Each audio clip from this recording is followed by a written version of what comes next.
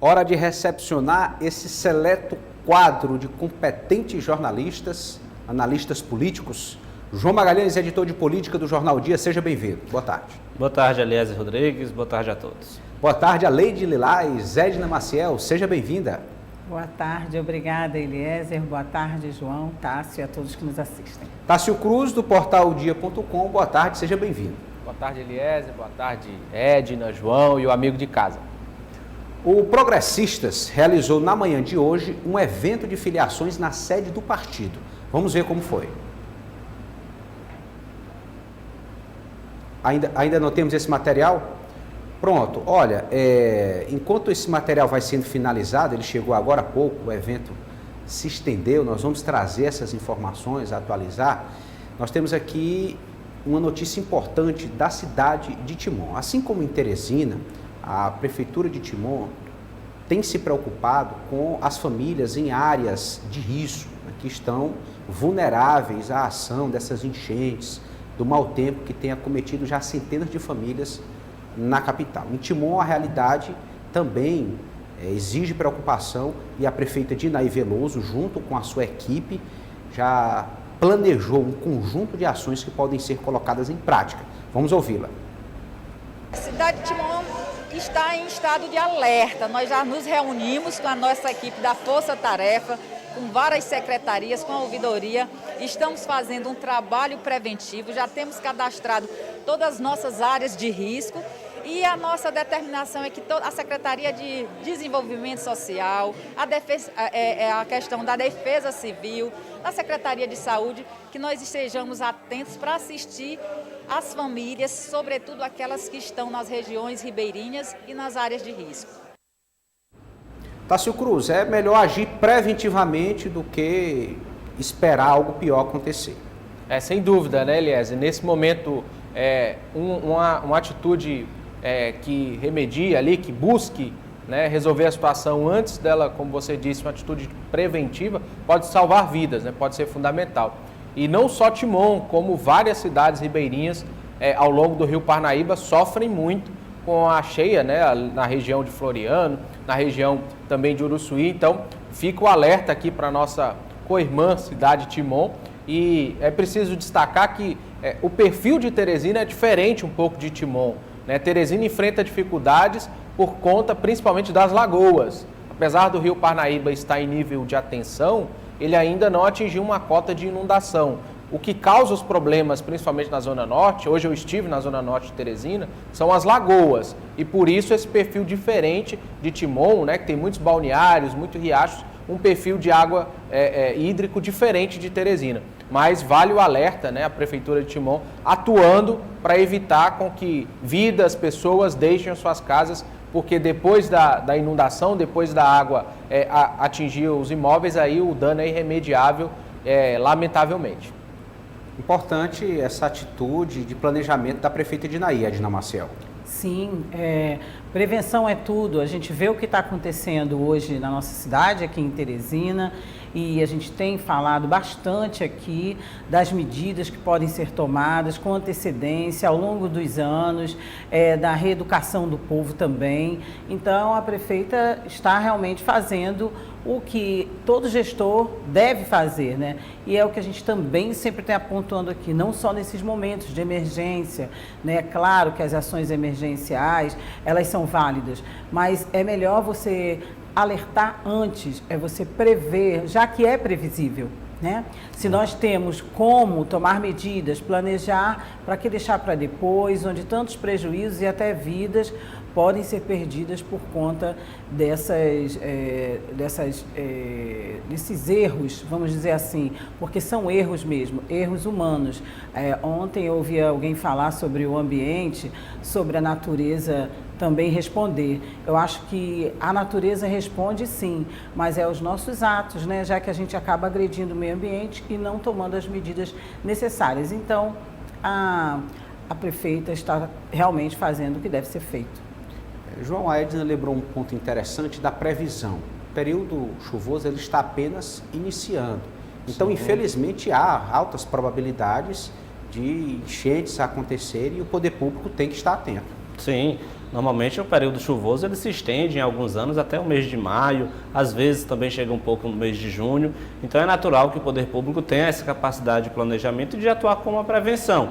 É algo que a gente sabe que há, sim, de certa forma, muitas famílias que moram em situação de risco, que enfrentam ali essa possibilidade de estar em uma situação de vulnerabilidade, e o poder público precisa ter esse mapeamento e agir conforme, obviamente, o calendário, sempre acompanhando a situação. O Tássio falou aí que, de fato, o perfil, né, vamos dizer assim, geográfico da cidade de Timon é diferente da cidade de Teresina, o que demanda, obviamente, outras estratégias para o poder público municipal da cidade de Timon. E é importante a gente observar que a prefeita está atenta a isso, porque essa atenção é necessária para que, se for o caso, acionar ou comandar a logística necessária para estar dando um apoio à população nesses momentos. Meus amigos, nós temos aqui uma informação que precisa ser trabalhada. Na verdade, é o tipo de informação que não nos agrada. Mas, em sendo verdade, nós temos que mostrar, porque também é nosso papel dar uma satisfação à sociedade, ajudar a fiscalizar os gestores públicos. O Tribunal de Contas do Estado concluiu que o jornalista e coordenador de comunicação social da Prefeitura de Teresina, Lucas Pereira, agiu de má fé quando acumulou cargos irregularmente na Prefeitura e na Assembleia Legislativa, de janeiro a março de 2021. De acordo com o parecer, Lucas Pereira estava tão consciente da irregularidade que solicitou sua exoneração da função de assessor parlamentar. Um comportamento, uma atitude reprovável, Tássio Cruz. É lamentável, né, Eliezer? No momento em que a sociedade pede transparência dos seus gestores, né? A sociedade pede lisura e idoneidade, uma situação como essa preocupa, né? Nós já trouxemos aqui diversas denúncias em várias áreas dessa gestão, né? Compra de livros sem licitação, compra de merenda sem licitação, trouxemos aqui denúncias gravíssimas com relação à cessão de dados para para empresa privada sem licitação, a denúncia que o João trouxe muito bem. Trouxemos várias denúncias ao longo dessa gestão e essa é mais uma grave denúncia sobre a gestão da Prefeitura de Teresina. Nós estivemos aqui pela manhã debruçados em cima do documento do Tribunal de Contas e ele mostra claramente que houve sim um ato de corrupção, um ato que foi cometido continuamente, como você disse, de janeiro a março, por 3 meses, em que o secretário de Comunicação acumulava os vencimentos na Assembleia Legislativa do Piauí, na Prefeitura de Teresina, e isso é grave.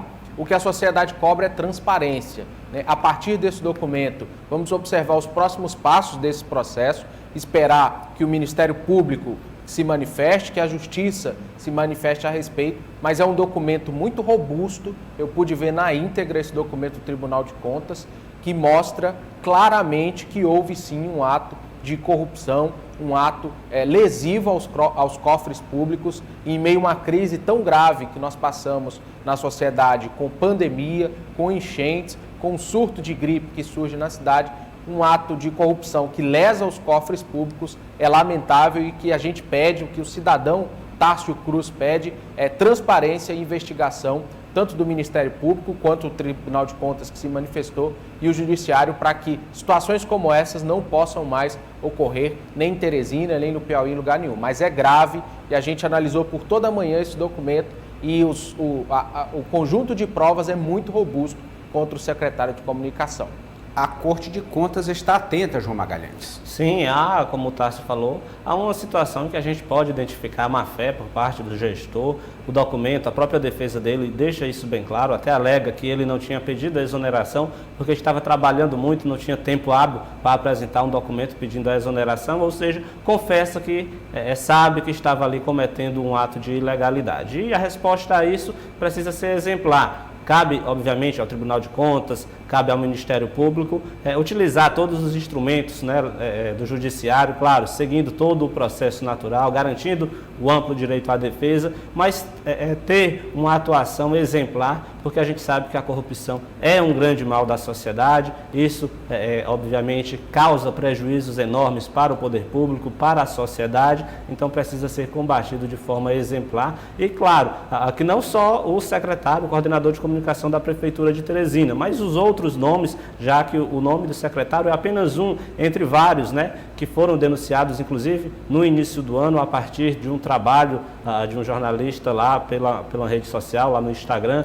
Então, na verdade, são vários gestores, são vários nomes que também estão sendo denunciados por acúmulo ilegal de cargos, que a resposta por parte do dos poderes de fiscalização venha de forma ágil, de forma rápida, e que esse recurso seja devolvido aos cofres públicos, porque com certeza, se for bem utilizado, vai gerar benefícios à sociedade, uma parcela da população que tanto está precisando de atenção, de um olhar mais atento do poder público. Então, eu diria que é tarefa do Tribunal de Contas, do Ministério Público, enfim, de todos os órgãos de fiscalização, terem uma atuação bem embasada, bem efetiva, para garantir que esse dinheiro que entrou aí pelo ralo da corrupção, que ele volte aos cofres públicos e sejam bem aplicados para gerar benefício à sociedade. E fica também, claro, um exemplo para que a própria imprensa possa acompanhar esse tipo de ilegalidade. Às vezes a gente pode dizer, é uma irregularidade que gerou um dano pequeno, foi um ato de corrupção que envolveu ali 2, 3 mil reais, aparentemente é pouco dinheiro, já que normalmente o poder público sempre trata de grandes orçamentos, mas é com esse pouco dinheiro que vai sendo desviado, às vezes a conta-gotas, que no final de tudo gera uma grande repercussão negativa, né? É dinheiro que fica faltando para o poder público, que poderia ser aplicado, obviamente, em várias áreas tão essenciais para a sociedade. O gestor público precisa ter uma conduta exemplar, Edna Maciel. Sim, em todos os órgãos e em todas as instâncias.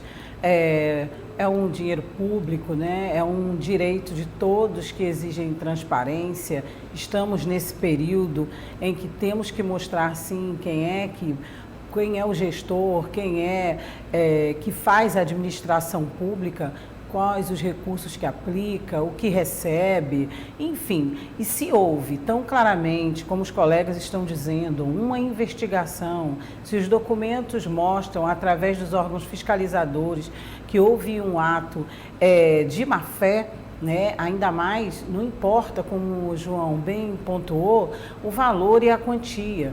Né? Nós ensinamos aos nossos filhos, desde pequenos, a não trazer nada de casa que não seja seu, um simples objeto, um simples brinquedo de colega. Já para dar o exemplo, não importa o valor, o que não é seu não pode ser tirado. Se você não tem direito a essa soma de salários, a acumular cargos, então você não pode. Então, se envolvendo dinheiro público, pior ainda. Então, se as instâncias, se os órgãos fiscalizadores já têm as provas, se ainda vão investigar mais, e há a punição ou a forma de corrigir, entre aspas, esse erro, né? Não é nem corrigir, é realmente de mostrar para a sociedade que errou e vai devolver aos cofres públicos o valor, seja lá qual for, que seja logo, que seja tomada essa providência, que a justiça realmente cobre de quem agiu errado. Qualquer um de nós que haja dessa forma está agindo errado em qualquer profissão, em qualquer instância, quanto mais no órgão público. Exatamente. Vereadores da capital avaliam encerrar antecipadamente o recesso que deveria se estender até o início do próximo mês. O objetivo é deliberar ações relacionadas à assistência aos desabrigados. Na história recente, Tássio, eu não me lembro de uma atitude como essa, né? De uma casa legislativa se dispor a encerrar antecipadamente um recesso para cuidar de uma situação de calamidade que está acontecendo. Então é um gesto nobre. É um gesto nobre e que tenta dar um exemplo, né, Eliezer?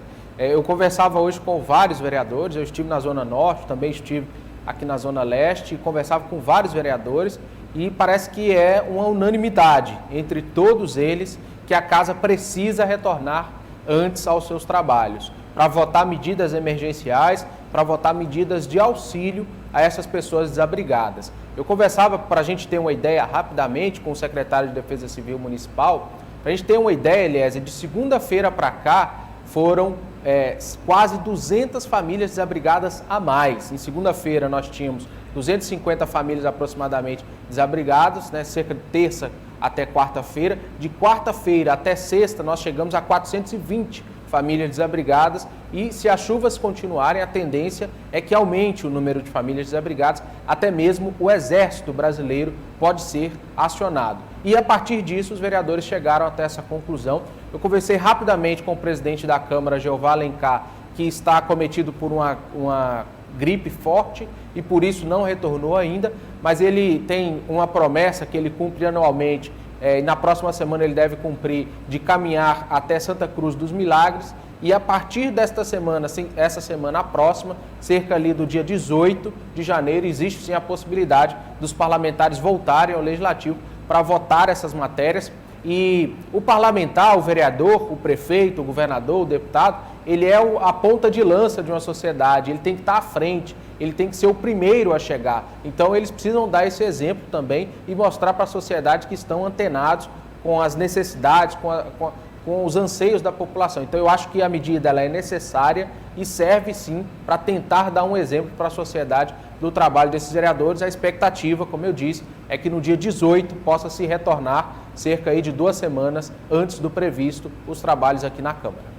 Serviço, com certeza, para os nobres parlamentares, né? Digo assim, pela responsabilidade que tem, João Magalhães, não vai faltar. Se puderem voltar, que voltem mesmo. Com certeza, inclusive esse retorno tem que ser realmente antecipado. A gente comentava aqui nessa semana sobre a questão do presidente Jair Bolsonaro tirar férias, né, no momento em que a Bahia passava por um momento complicado. Aqui em Teresina a gente tem, como bem falou o Tássio, centenas de famílias desalojadas, algumas em espaços públicos, outros procurando casas de parentes, e o poder público precisa realmente dar esse exemplo. No caso da Câmara Municipal de Vereadores, precisa tomar a frente da situação, ajudar o Poder Executivo, inclusive fiscalizando a aplicação de recursos, né, a questão de cadastros, o atendimento a essas famílias na área da assistência social, da saúde, enfim, garantindo um apoio à estrutura do Poder Executivo Municipal no atendimento e no acolhimento a essas famílias, até porque a gente sabe que o calendário previsto para esse retorno seria lá em fevereiro, mas o vereador, o cidadão que ocupa um cargo eletivo, ele tem uma obrigação com a sociedade às 24 horas de todos os dias. Então, se é o caso de antecipar o retorno, que esse retorno realmente seja antecipado, se é para votar matérias, que essas matérias realmente sejam debatidas e venham para ajudar a população que hoje enfrenta esse problema sério, que é a questão das enchentes, mas há muita atuação por parte do vereador que não precisa ele retornar lá para o plenário. Com certeza, eles já podem também estar cumprindo o seu papel de fiscalizar o Poder Executivo, de estar levando informações às famílias, de estar fazendo, de certa forma, uma ligação entre as famílias afetadas e os representantes do Poder Executivo, no caso da Defesa Civil, da Assistência Social, enfim, o parlamentar, o homem que se candidata e que é eleito, ele tem essa obrigação junto à sociedade em atuar diariamente, qualquer hora do dia. Portanto, esse retorno ele é essencial, eu diria, para cumprir uma espécie de liturgia do cargo, assim como para dar andamento a matérias que de fato precisam passar pelo plenário. Mas nem toda a atuação, nem toda a contribuição dos parlamentares precisa esperar lá pelo dia 18, precisa passar pelo plenário, pelo contrário, muita coisa eles já podem fazer atualmente, hoje, inclusive, né, alguns participaram dessas visitas, acompanhando o governador, acompanhando o prefeito, então eu acredito que a solução é por aí, é dar atenção, é prestar atenção, né, para garantir atendimento a essas famílias que hoje estão numa situação de vulnerabilidade. O Progressistas realizou na manhã de hoje um evento de filiações na sede do partido. Agora sim, vamos ver como foi. Hoje, dentro da sede do Partido Progressistas, muitos encontros políticos. Isso porque foi o evento de filiação para a nova legenda que deve disputar as eleições deste ano. Entre os nomes filiados hoje estavam o Dr. Telmo e sua esposa Isadora Neves, Pado Araújo e Samuel Silveira, que deixa o ninho tucano. Permaneço no mesmo grupo, com as mesmas ideologias, com todo o aprendizado que nós escolhemos com o prefeito Firmino Filho. Era também uma possibilidade o prefeito Firmino Filho chegar aos progressistas. O ministro Ciro Nogueira tem feito um excelente trabalho de melhoria da qualidade de vida da nossa população. E se formos simplificar aí todo o trabalho dele, diríamos que a chegada do Auxílio Brasil a todas as famílias, sobretudo as mais carentes, simboliza bem esse trabalho que ele tem feito em favor de todo o Brasil. Essa mudança ela é acordada com o Dr. Silvio, com o nosso presidente do PSDB, Luciano Nunes, com o deputado Marden Menezes, com quem a gente tem uma parceria muito forte.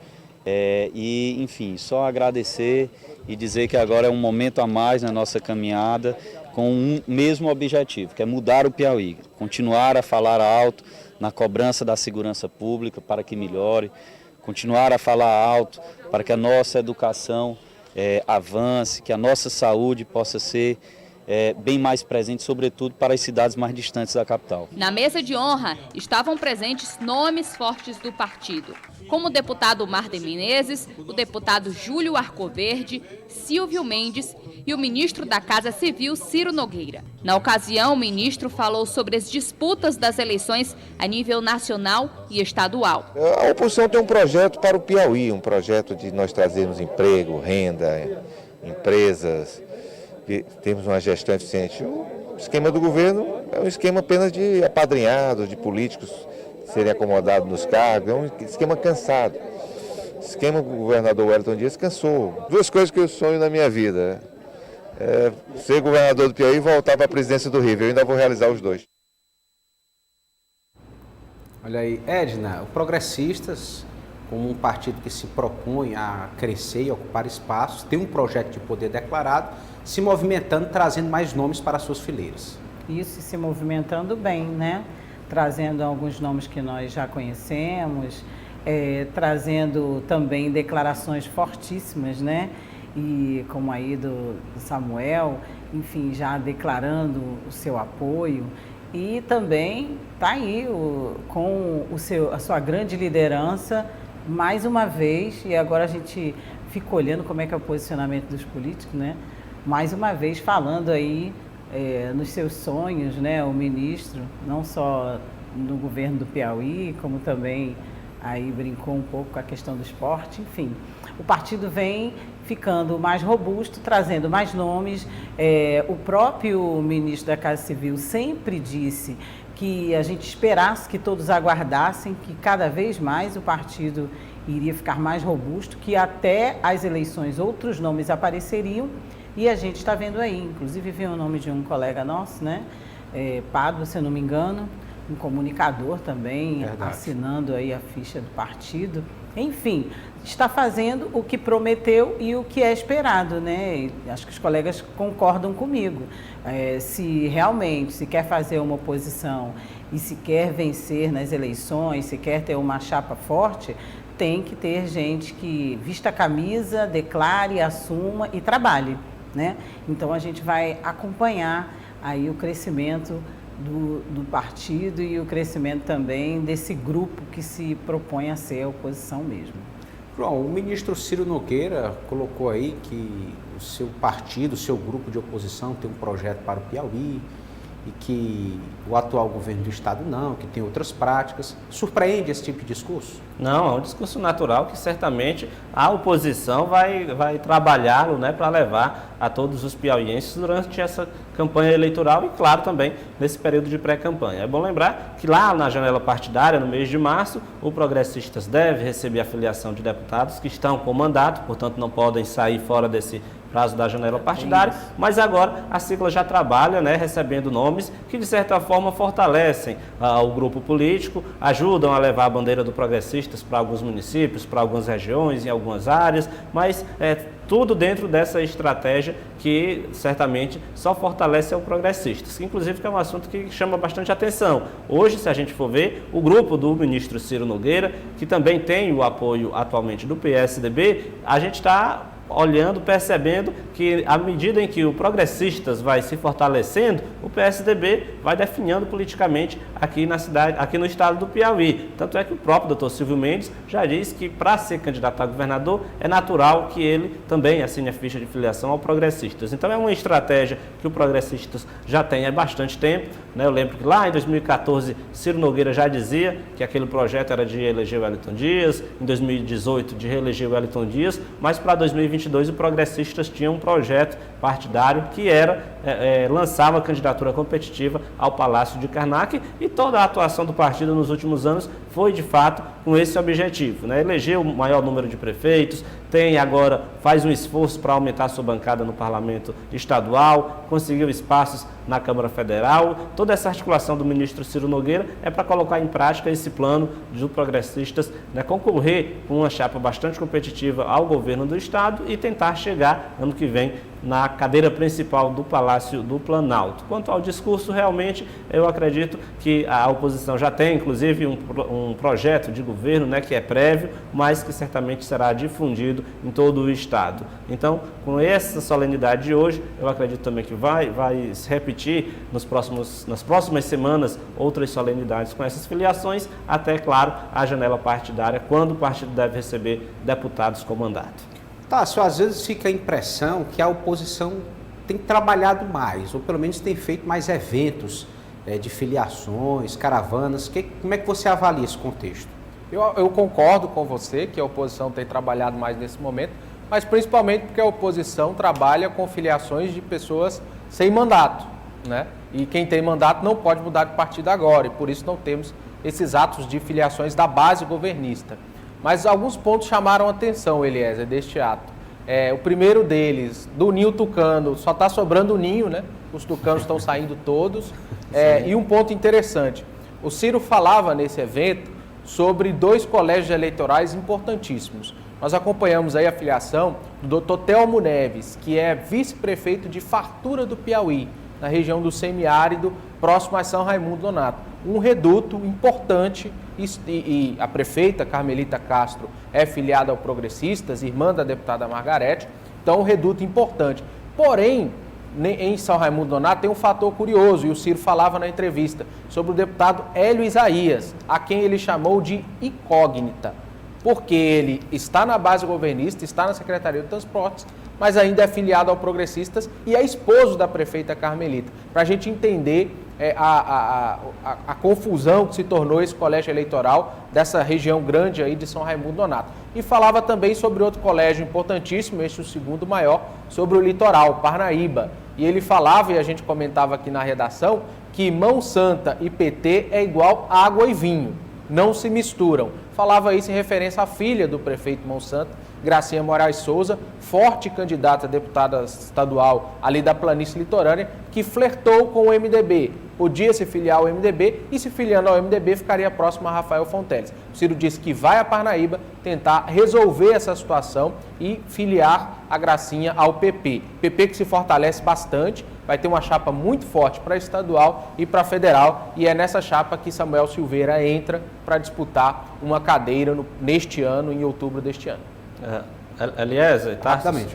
Só se vocês me permitem, a pergunta do Eliezer é bem interessante, porque mostra, obviamente, a atuação da oposição, enfim, o empenho da oposição em criar atos que chamam, de fato, a atenção da imprensa. Mas eu diria que não é, eu pelo menos não vejo, não é que a oposição tenha saído na frente. Mas eu diria que a estratégia da oposição, certamente, é de antecipar esse discurso eleitoral, porque é isso que beneficia um grupo que está na oposição.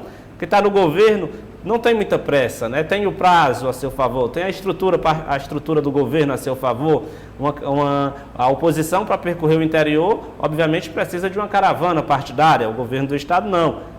O pré-candidato a governador do Estado, ele ocupa um cargo de secretário de Fazenda, é coordenador do próprio Piauí, então ele consegue percorrer também o interior do Piauí sem necessariamente falar de política partidária, porque como ele ocupa um cargo público, o discurso dele sempre vai ser levado para essa área administrativa. Então eu diria que é mais algo natural, porque a oposição, de fato, tem como estratégia tentar antecipar, tentar puxar esse debate. É aquela história do teto de vidro, né? Quem está no governo fica tentando se proteger, então fica tentando ali levar na conversa muitas questões, e quem está na oposição não. Quem está na oposição quer mesmo mostrar a cara, jogar a pedra. É direto ao ponto. Exatamente, né? Direto ao ponto, porque isso interessa quem está na oposição. Eu diria que são estratégias diferentes, por conta exatamente desse momento. Quando a gente chegar lá em abril, aliás, no mês de março, que a gente vai ter uma janela, com certeza a gente vai ter eventos da oposição, eventos do governo, e a partir de abril, aí é pré-campanha liberada, todo mundo correndo o interior,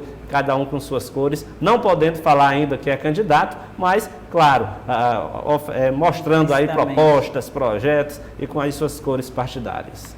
Meus amigos, nós recebemos uma fotografia do presidente regional do Solidariedade, o deputado Evaldo Gomes. Olha aí, Evaldo Gomes ao centro, à sua direita o suplente de deputado federal Paz Landim e à sua esquerda o jornalista Hilder Monção. Basicamente representantes, um da região norte do estado, o Hilder lá de Parnaíba, e o deputado Paz Landim mais ligado ao sul do Piauí. Como é que você recebe essa possibilidade de filiação ao Solidariedade, Tássio Cruz, desses dois nomes? É a estratégia, né, do deputado Evaldo trazer lideranças para fortalecer a chapa federal.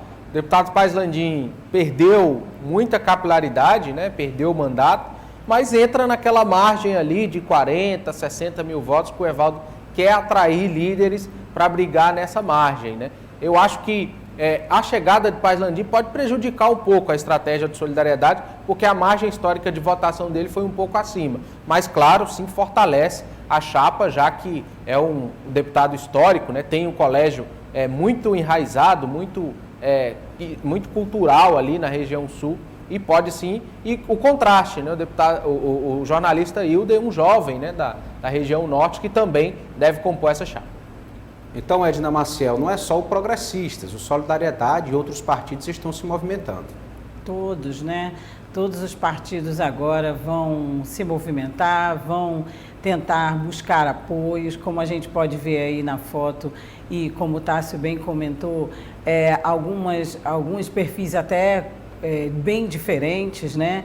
E é o que todo partido vai ter que fazer mesmo, porque daqui para o meio do ano ou do meio do ano para frente, as coisas vão esquentar, e quem não tiver realmente já com os seus nomes definidos, posicionado, se vai ter terceira via ou não, a gente ainda está vendo aí a construção, mas com a oposição e a base bem já trazendo tanto prefeitos como deputados, enfim, fortalecendo-se cada um com as suas bandeiras partidárias e às vezes até com suas contradições, mas tendo que se unir nesse momento, quem não fizer isso vai perder, vai sair perdendo.